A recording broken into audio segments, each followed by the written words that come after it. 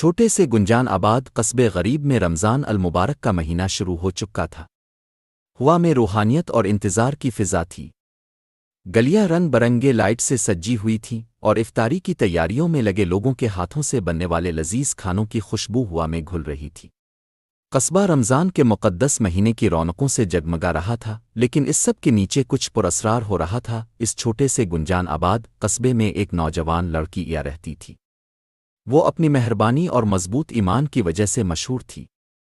یہ اپنی بوڑھی دادی کے ساتھ رہتی تھی جو اس کی واحد فیملی تھی۔ وہ قصبے کے کنارے ایک جنگل کے قریب ایک معمولی سے گھر میں رہتی تھیں۔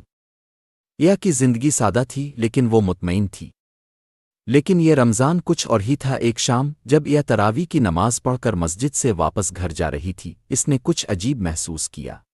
جنگل جو عام طور پر خاموش اور پرسکون ہوتا تھا، آج عجیب آوازوں سے گونج رہا تھا۔ پتوں کی سرسراہٹ، دور سے بھیڑیے کی آواز اور درختوں کے درمیان کبھی کبھار نظر آنے والی روشنی نے اس کے رونگٹے کھڑے کر دیے۔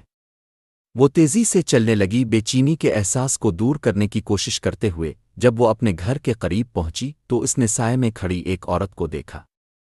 وہ پھٹے ہوئے کپڑے پہنے ہوئے تھی اور اس کا چہرہ نقاب سے ڈھکا ہوا تھا۔ یا کا دل دھڑک رہا تھا جب وہ عورت آگے بڑھی اور چاندنی میں اس کی آنکھیں چمک رہی تھیں۔ تم کون ہو؟ یا نے پوچھا۔ اس کی آواز کانپ رہی تھی۔ عورت نے جواب نہیں دیا۔ اس کی بجائے اس نے اپنا ہاتھ بڑھایا اور ایک چھوٹا سا نفیس ڈیزائن والا ڈبہ دکھایا۔ یا نے ہچکچاتے ہوئے ڈبہ لے لیا۔ اس کی تجسس نے اس پر غلبہ پا لیا۔ عورت نے پھر جنگل کی طرف منہ موڑا اور غائب ہو گئی۔ یا کو حیرت میں چھوڑ کر یا گھر میں داخل ہوئی۔ اس کے ذہن میں سوالوں کا انبار لگا ہوا تھا۔ وہ عورت کون تھی؟ ڈبے میں کیا تھا؟